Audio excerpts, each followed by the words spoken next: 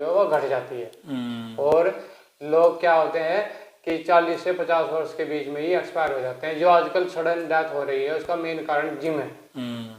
एक तो जिम है। अच्छा। सर्वाइकल किसी का कितना भी हाइपर हो, मात्र 4 या 5 मिनट में हम सर्वाइकल निकाल देते हैं।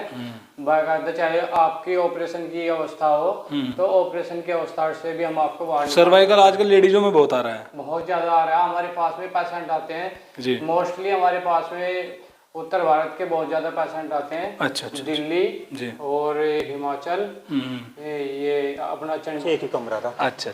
पहले एक ही कमरा था। हाँ एक ही कमरा यहीं पे जब हम लगभग बिल्कुल एक कमरा था, वो लगभग 10 साल तक एक ही कमरा रहा। अच्छा ना जी, जमीन बढ़े या ना बढ़े, खाने को मिले या ना मिले, अगर भाई जाग तो बढ़ाओ, जाग तो बढ़ाओ। जमीन नहीं बढ़ी ना जी। क्यों? कैसा क्यों हुआ? ऐसा इसलिए हुआ जी, ज्वाइंट फैमिली थी। ज्वाइंट फैमिली थी। और ज्वाइंट फैमिली में 5-6 लड़कियों की शादी करी। अच्छा। मकान बनाए।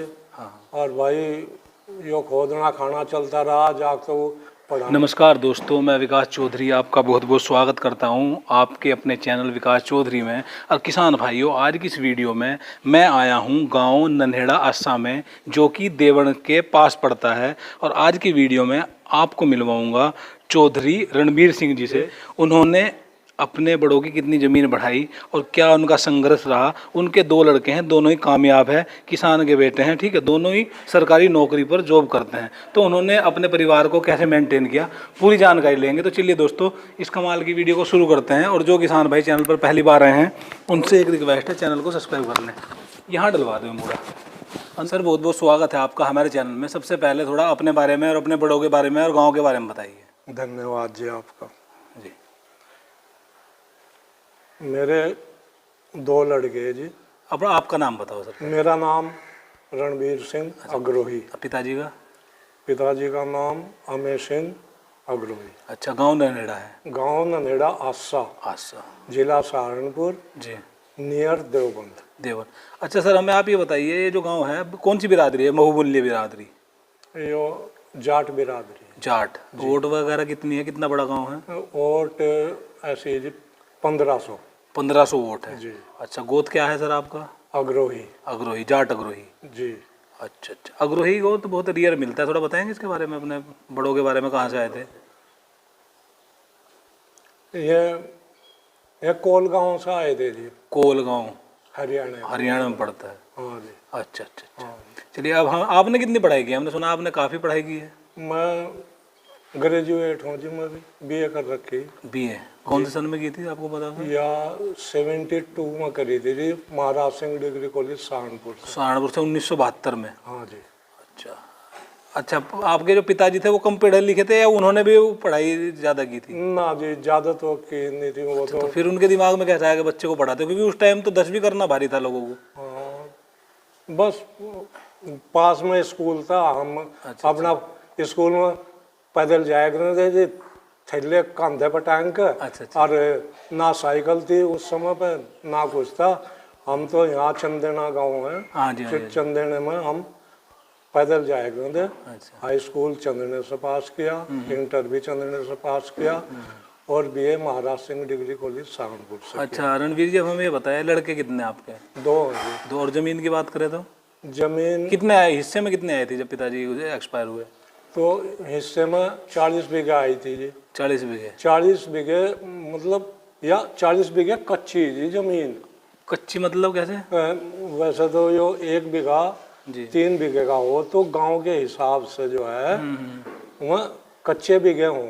अच्छा, हमारे यहाँ कच्चे बीघे हैं ये? हाँ जी, कच्चे बीघे 40। अच्छा। और पक्के बीघे आप न समझो 13 बीघे बट्टे है, 2.5 हेक्टेयर। 2.5 हेक्टेयर बट्टे जी। चलिए, अब हमें ये बताइए, आप कितने भाई थे?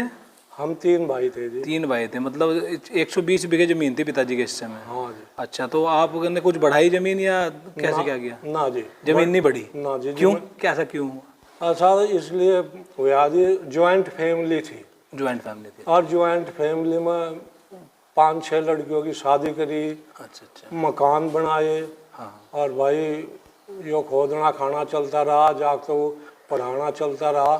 मेरे और मेरे भाइयों के सारे लड़के BA और MA हैं जी। सारे? हाँ जी, एक है इंटर पास बस। अच्छा, मतलब कहने का यह है आपने जमीन बढ़ाने पे ध्यान नहीं दिया, अपने बच्चों की शिक्षा पे ज़्यादा ध्यान जी दिया। जी जी जी। और हमने सुना आपके दोनों बच्चे भी सरकारी टीचर हैं। हाँ जी, प्राइमरी स्कूल में सरकारी टीचर हैं दोनों। हाँ अच्छा हाँ जी। अच्छा, भतीजे भी हैं। हाँ, भतीजे भी टीचर हैं जी। अच्छा अच्छा अच्छा। और एक बड़े भाई जो भतीजे उनकी एक बहू भी टीचर है। बहू भी टीचर है। हाँ जी। अच्छा अच्छा, चलिए बहुत बढ़िया। 15-16 प्राइमरी स्कूल के टीचर हैं जी, और 8 डॉक्टर हैं, जिनमें तो MBBS भी हैं, BDS भी हैं, BAMS भी हैं। 3 जाटों की 308 हैं जी। और 50 सर्विस कर रहे हैं लड़के। 50 कर रहे हैं, नहीं बढ़िया है, वो अच्छी बात है। हाँ जी। हाँ जी, तो मतलब इस गांव ने पहले से ही मतलब शिक्षा के प्रति रुझान रहा है। हाँ जी, पहले से ही और अब भी। अब भी। हाँ। अच्छा। और चाहे सारे काम रुक जाओ, बच्चों को पढ़ाने का लक्ष्य हर एक आदमी का हो। हाँ, चाहे जमीन बढ़े है ना बढ़े, उससे ना जी, जमीन बढ़े या ना बढ़े, खाने को मिले या ना मिले, अगर भाई जागतों को पढ़ाओ, इन्हें जागतों को पढ़ाओ। गांव के सभी आदमी जो हैं पढ़ाई की तरफ बहुत ही।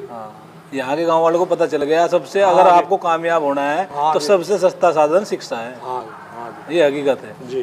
ठीक है जी। अच्छा, अब बात करें मकान की, मकान कब बनाया था?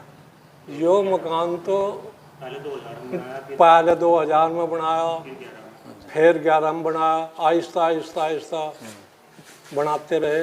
तो 2000 से शुरू करके 2011 में कंप्लीट हुआ जी। अच्छा अच्छा, चलिए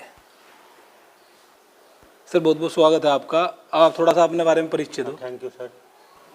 सर, मेरा नाम कमल सिंह है जी। और मैं प्राइमरी स्कूल में हेड मास्टर हूँ। 2009 में मेरी सर्विस अपॉइंटमेंट हुआ था। अच्छा अच्छा। उससे पहले मैंने महाराज सिंह कॉलेज से BSc, अच्छा फिर BTC, जी। फिर बुंदेलखंड यूनिवर्सिटी से MBA किया। अच्छा अच्छा।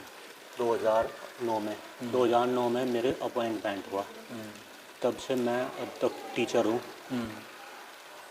और ये जो हमारा गांव है ननेड़ा अस्सा, ये देवबंद से पश्चिम में 5 किलोमीटर की दूरी पर स्थित है। अच्छा अच्छा।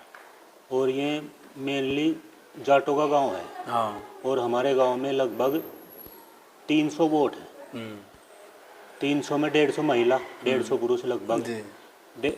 तो हमारे गांव में कम से कम 50 बच्चे सर्विस करते हैं। मतलब 33% बाहर जॉब है। उनमें से अमेरिका भी हैं, सिंगापुर भी हैं जी, दुबई भी हैं, ऑस्ट्रेलिया भी हैं, और कम से कम 8-10 यहाँ MBBS BDS डॉक्टर हैं, और कम से कम 15-20 BTech हैं जी, और MBA हैं, MCA हैं। तो लगभग परसेंटेज 35% लगभग जॉब है। अच्छा अच्छा।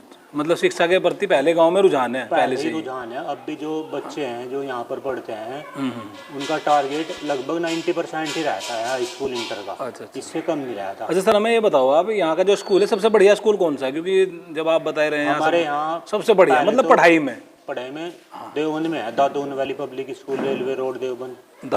Doon valley public school. अच्छा, मतलब बढ़िया है, बहुत बढ़िया है। वहाँ से लगभग हर साल का 10th में और 12th में 90 से ऊपर वहाँ कम से कम 15-20 बच्चे, उनके 35 बच्चे निकल जाते हैं। मतलब शिक्षा के प्रति बढ़िया होना चाहिए। बिल्डिंग से हमें क्या मतलब? शिक्षा के प्रति रिजल्ट ही तो बता रहा हूँ। तो आप लोग उसी में पढ़े हैं? नहीं, हम वो तो अभी खुला CBSE मीडियम का स्कूल है ना। अच्छा अच्छा अच्छा। हम तो UP बोर्ड के पढ़े हुए। हमने तो 96 में और 2000 में। अच्छा अच्छा। हम तो बहुत पहले हैं। अच्छा। मैं अब की बात कर रहा हूँ। अच्छा, अब की CBSE मीडियम। जी जी जी। तो बच्चे उसी में पढ़ रहे हैं अभी? हाँ, अब बच्चे उसी में पढ़ रहे हैं। अच्छा, इंग्लिश मीडियम नाम का है? इंग्लिश सीख भी रहे हैं बच्चे? नहीं, बढ़िया है, फर्राटेदार इंग्लिश बोलते हैं। अच्छा जी। और फीस क्या है? फीस लगभग नर्सरी की फीस होगी 3,500-4 हज़ार रुपये। अच्छा। और जो इंटर की फीस है वो लगभग 5, 5.5। अच्छा, पर स्कूल सही है? हाँ, स्कूल सही है। चलिए, बस कस्बे में इतनी फीस रहती है। अच्छा अच्छा अच्छा। हाँ। तो आप अब इतनी कामयाबी पे पहुँचे, इसका श्रेय किसे देना चाहोगे? खेती को? खेती से ही हुआ सब कुछ? हाँ जी, सब कुछ इसी से हो गया। अच्छा, आपके पिताजी ने आपको पढ़ाया? हाँ जी, सब अच्छा, आप भी खेती वेती करते थे? हाँ अब भी करते हैं। अब भी करते हैं? यहाँ खेती को वही गन्ने की होती होगी? हाँ अब भी उस टोटल गन्ना 100%। अच्छा अच्छा। पॉपुलर। अच्छा, पॉपुलर भी है। हाँ धान भी है। अच्छा सर, हमें आप ये बताइए, आपके पास 2 भाई हैं, आपके पास 40 बीघा जमीन है, आप तो भी इकट्ठा रहते हो। हाँ जी हाँ जी। ठीक है, आपकी तो सरकारी जॉब है। अगर सरकारी जॉब ना हो या अदर साधन ना हो 20 बीघे जमीन में, तो क्या बच्चा कामयाब हो जाएगा? नहीं किसान जी का? नहीं, कैसे हो जाएगा? एक बच्चे की फीस कम से कम 60-70 हज़ार रुपये है, और 40 बीघे जमीन में से मुश्किल से 2 या 3 लाख रुपए बचते हैं। कैसे? मेरा तो यही सुझाव है किसानों को कि भाई वो अपनी खेती भी करते रहें और जॉब भी करते रहें। अगर जॉब नहीं मिलती है तो अपना कोई ना कोई साइड बिजनेस कर लें अच्छा अच्छा। और अपने बच्चों को पढ़ा लिखा लें, क्योंकि शिक्षा ही एक ऐसा माध्यम है जो फकीर को भी राजा बना सकती है। बिल्कुल सही। बहुत से SC ST OBC जिनके पास कुछ भी नहीं है, मे भी आज IAS PCS है, डॉक्टर हैं, इंजीनियर है, नेता शिक्षा के हैं। माध्यम ही है। शिक्षा के माध्यम से। तो शिक्षा ही एक ऐसा माध्यम है, शिक्षा के अलावा कुछ नहीं है। जमीन में से कुछ भी नहीं बचने वाला। 150 सालों से हम खेती कर रहे हैं, सही बात। कुछ नहीं, रिजल्ट 0 है। बस ये है कि खेती से बच्चों को पढ़ा लो। हाँ, मतलब कहने का मतलब ये है, या तो पढ़ाई होनी चाहिए, एक्स्ट्रा बिजनेस होना चाहिए थोड़ा। हाँ दोनों एक होना चाहिए, दोनों में से। क्योंकि आजकल की जो फैमिली है उसका लगभग 8-10 लाख रुपए खर्चा एक साल का तो आराम से आ जाता है, और खेती में से नहीं 2 या 3 लाख रुपए से ऊपर 10 लाख तो मुझे ऐसा लगता है 100 बीघे में भी नहीं बचेगा। नहीं, 10 लाख नहीं बचते। अच्छा अच्छा। चलिए थोड़ा अपना मकान भी घुमाइए, फिर आपके आश्रम में चलेंगे। चलो इधर से। जी, ये देख लो भाइयों, ये इनका मकान है, ये पिताजी ने बनाया था हाँ जी 2011 में। हाँ जी। ये देख लो भाइयों, इनका मकान है। ठीक है। अच्छा, आपके पिताजी ने आपकी पढ़ाई पे ध्यान दिया, ना मकान पे ध्यान दिया, ना ज़्यादा जमीन पे ध्यान दिया? मकान तो हमने बहुत बाद में बनाया। अच्छा अच्छा। पहले हमारे पास एक ही कमरा था। अच्छा अच्छा अच्छा, पहले एक ही कमरा था? हाँ एक ही कमरा। यहीं पे? जब हम लगभग बिल्कुल एक कमरा था, वो लगभग 10 साल तक एक ही कमरा रहा। अच्छा जी। हमने उसके बाद ही शुरू कराया योगा। अच्छा अच्छा, चलिए बहुत बढ़िया। पढ़ाने के बाद ही। चलिए बहुत बढ़िया। देख लो इस भाइयों, मकान में लगभग 10 कमरे हैं। अच्छा 10 कमरे हैं। हाँ जी ठीक है, बहुत बढ़िया। अभी तो दोनों भाइयों का है। हाँ जी हाँ जी। ये देख लो भाइयों, बहुत बढ़िया जी, बहुत बढ़िया, सही है। नहीं, बढ़िया मकान है। ऊपर भी चलोगे विकास भाई?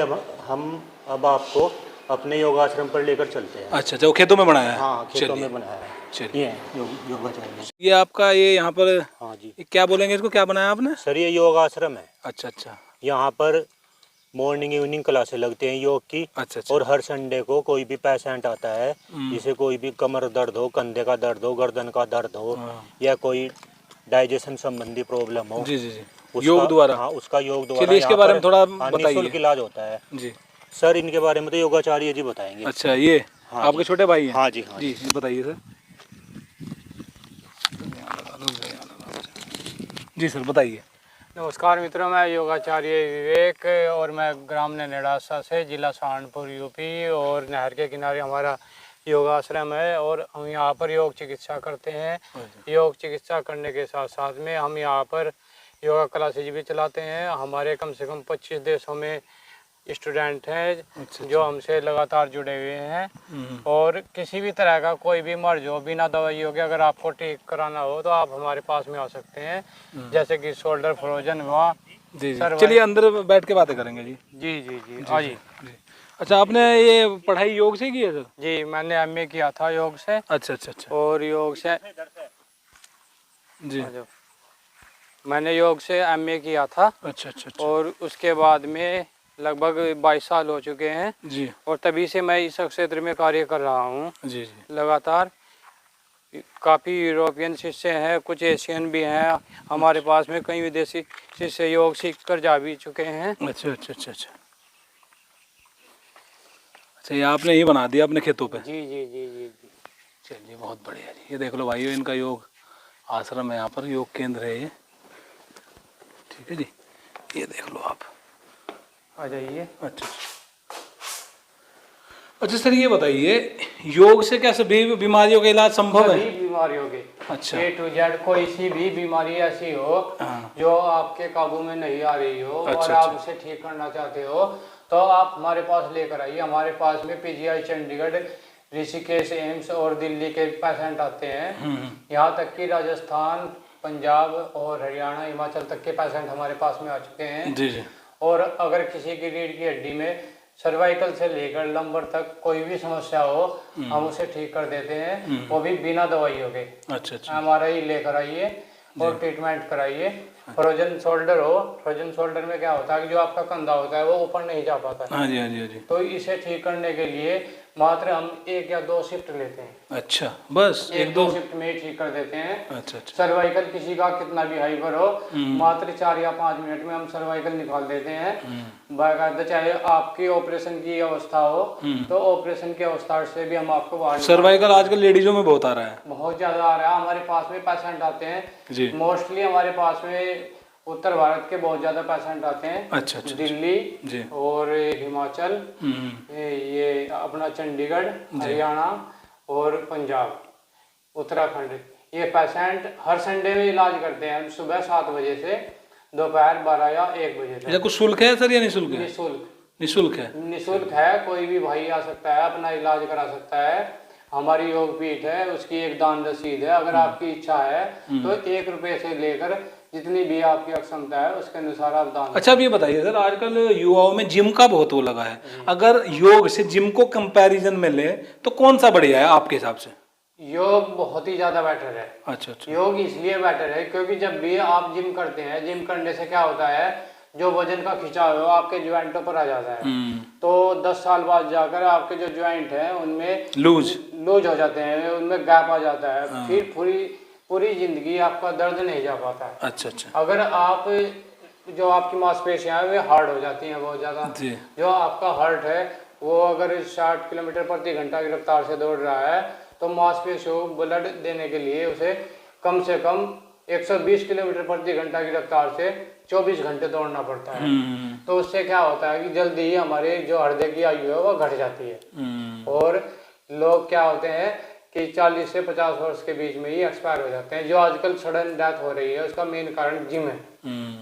एक तो जिम है, दूसरा क्या है कि भोजन के साथ में अगर आप पानी पीते हो तो आपको पैरालिसिस, हृदय विकार, पार्किंसन और बीपी हाई, थायराइड, ये सारी समस्या आ सकती है। सबसे आसान तरीका है कि भोजन से 1 घंटा पहले 1 घंटा बाद तक आप बिल्कुल भी पानी ना पिए। पानी पीना नहीं चाहिए। अगर कुछ भी आप खाएंगे वो ही डाइजेस्ट होगा। भोजन से 1 घंटा पहले 1 घंटा बाद तक पानी ना पिए। 40 वर्ष की आयु के बाद में चावल, सभी दालें, दही, मट्ठा, अचार, कढ़ी, इन्हें बहुत ज़्यादा कम कर दे या बिल्कुल ही बंद कर दे। हमारे यहाँ पे जितने भी पेशेंट आते हैं उनका वेट लॉस कराते हैं। थेरेपी बहुत ही ज़्यादा आसान है। सुबह दोपहर शाम 1-1 प्लेट सलाद की खिलाते हैं। उसे खिलाने के बाद में फिर 1 रोटी और हरी सब्जी खिलाते हैं। हमने कम से कम अभी तक सैकड़ों लोगों का वजन कम कर दिया। बिल्कुल। अच्छा सर, अब हमें अभी एक बात मैं आपसे पूछना चाहूँगा, अगर कोई 100 साल तक जीना चाहता है, कोई ऐसा योग अगर इसको करेगा भाई वो 100 साल जिएगा परमानेंट, उसका सबसे बढ़िया इलाज ये है कि आप भोजन से 1 घंटा पहले 1 घंटा बाद तक पानी ना पिए। अच्छा अच्छा। 40 साल के बाद में दालें, दही, मट्ठा, अचार, कढ़ी, जितने भी गरिष्ठ भोजन है उनका आप त्याग कर दो। दूसरा, प्रतिदिन सुबह और शाम कम से कम 1 घंटा आप योगासन जरूर करो। वो कौन सा योग है उसके बारे में बताओ थोड़ा। उसके बारे में है कि अगर ज्यादा भी नहीं कर सकते तो सूर्य नमस्कार पकड़ लो आप। अच्छा अच्छा। सूर्य नमस्कार करो और सूर्य नमस्कार करने के बाद में कुछ प्राणायाम है, अनुलोम विलोम, नाड़ी शोधन। ज्यादा नहीं, बस 2-3 बता दो। क्योंकि आजकल जो जनरेशन है ना वो आलसी बहुत हो गई है। ऐसे बता दो बस 2-3 जो। नहीं तो आप अनुलोम विलोम और नाड़ी शोधन प्राणायाम पकड़ लीजिए। जैसे कि थोड़ा करके बता दो। बिल्कुल बिल्कुल। ये देख लो भाइयों, अगर आपको स्वस्थ रहना है ना, जिम विम का चक्कर छोड़ो, अपने योग पर आ जाओ, क्योंकि पूरी दुनिया योग अपना रही है और भारत इस चीज को छोड़ता जा रहा है। बिल्कुल। जी बताइए। अनुलोम विलोम अगर आपको प्राणायाम करना है उसमें क्या करना है, आपको हमारा ये तो है चंद्र सवर जी, और ये हमारा सूर्य सवर है और ये हमारा चंद्र सवर है जी। इधर से आपको सांस लेना है और इधर से निकालना है। आप क्या करेंगे, ये प्रक्रिया रहेगी जी। ये तो होगा अनुलोम विलोम। अच्छा सर, कुछ ये धारणाएं हैं, ये पता नहीं अफवाह हैं, बोलते जो अनुलोम विलोम करता है उसको नक्सीर की प्रॉब्लम आ जाती है। नहीं, झूठ है? ये बिल्कुल ही झूठ है। अगर आप अनुलोम विलोम प्राणायाम करते हैं जी आपके शरीर के दो पार्ट होते हैं, एक अक्षारीय होता है, एक होता है अम्लीय। जी दोनों के दोनों बराबर कार्य करते हैं। जब आप सूर्य भेदी प्राणायाम लगातार करते हैं, चंद्र भेदी को छोड़ देते हैं, शरीर में हीट बढ़ जाती है, उस समय नक्सीर चलती है हमारी। अच्छा अच्छा अच्छा। मेन कारण ये है कि अगर आपका बीपी लो है, बाई नासिका से श्वास लीजिए और छोड़िए। आपके सर में दर्द है, आंखों की रोशनी कमजोर है, माइग्रेन की समस्या है, बाई नासिका से श्वास लीजिए और छोड़िए। सुबह 10 मिनट कीजिए, शाम को 10 मिनट कीजिए, ये रोग स्वतः ही समाप्त हो जाएंगे। अच्छा। अगर आपको नजला, जुकाम, खांसी या श्वास रोग है तो दाई नासिका से श्वास लीजिए और छोड़िए। ये दाई नासिका गर्म होती है, बाई होती है ठंडी। तो दाई से लेंगे और छोड़ेंगे तो जितने भी कफ संबंधी रोग होंगे वे सारे के सारे खत्म हो जाएंगे। अच्छा, एक तो हो गया अनुलोम विलोम, और बताइए सर। एक अनुलोम विलोम हो गया, एक हो गया सूर्य भेदी, अच्छा। एक हो गया चंद्र भेदी। अच्छा। सूर्य भेदी में क्या होगा, सूर्य भेदी में दाई नासिका से श्वास लेंगे, दाई से ही छोड़ेंगे। और चंद्र भेदी में क्या होगा, बाई नासिका से श्वास लेंगे और बाई से ही छोड़ेंगे। एक हो गया नाड़ी शोधन प्राणायाम। उसमें क्या होता है, कैसे करके बता दो थोड़ा। हाँ, नाड़ी शोधन प्राणायाम में क्या होता है कि आप दाई नासिका से श्वास भरेंगे, यथाशक्ति रोकेंगे, रोकने के पश्चात धीरे धीरे बाई नासिका से बाहर निकाल देंगे जी। और ऐसे ही बाई से भरेंगे, यथाशक्ति रोकेंगे, फिर दाई नासिका से बाहर निकाल देंगे।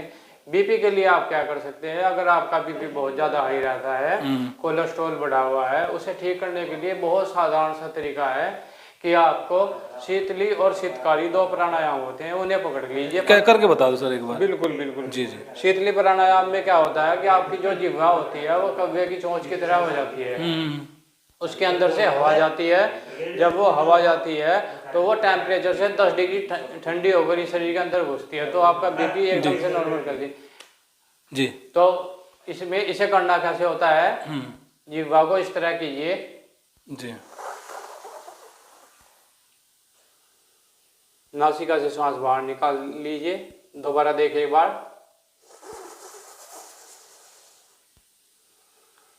ये शीतली प्राणायाम है। शीतकारी में आपकी बत्ती सी बंद रहेगी, दांतों के अंदर से हवा खींचेंगे, दोनों का रिजल्ट समान होगा।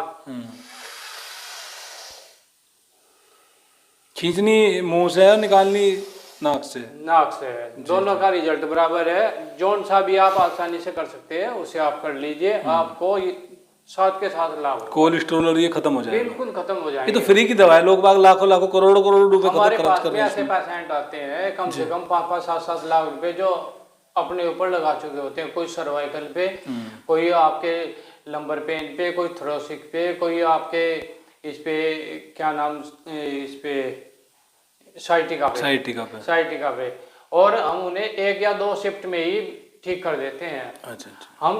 हम क्या करते हैं कि हमारा जो इलाज है वो भारत में ही नहीं अपितु विश्व के 20-25 देशों में ऑनलाइन दिया जाता है। विदेशी लोगों को हम इलाज देते हैं, वो ऑनलाइन ही देते हैं उन्हें। अच्छा सर, कोई आपसे जुड़ना चाहे, सलाह लेना चाहे या बीमारी का इलाज करवाना चाहे, एक कॉन्टैक्ट नंबर बता दो आप अपना। हमारा कॉन्टैक्ट नंबर जी, हमारा कार्ड है। अच्छा, ये कार्ड है भाइयों, देख लो आप इनका, ठीक है। ये नंबर है इनके दोनों, 70 170 20 963 80 57 03 41 56, ठीक है। अगर आप इसी से आप हमें गूगल पर सर्च कर सकते हैं, इंस्टाग्राम पर सर्च कर सकते हैं, यूट्यूब पर सर्च कर सकते हैं, फेसबुक पर हमारा पेज है अग्रोही योगपीठ के नाम से। अच्छा। उसे भी आप जाके फॉलो कीजिए, और मेरी आईडी है जो योगाचार्य विवेक अग्रोही के नाम से है, वहाँ पे जाके आपको हमारी आश्रम की सारी गतिविधियाँ, सब कुछ क्या क्या कराते हैं, कितने पेशेंट हमने ठीक किए हैं, वो सब सारा डाटा आ जाएगा। अभी हमारे पास में आगरा की जो जिला जज है उसके हस्बैंड आए थे, उनके पूरे शरीर में ज्वाइंट पेन था बहुत ज्यादा। अच्छा। हमने एक ही दिन में उन्हें रिलीफ पहुंचाया। अब वो ये बोल के गए कि अगला कैंप हम आपका आगरा में कराएंगे, और जितने भी वीआईपी लोग होंगे हमारे पास में सबका ट्रीटमेंट कराएंगे। चलिए, बहुत बहुत धन्यवाद सर आपका इतनी बढ़िया जानकारी देने के लिए। जी सर।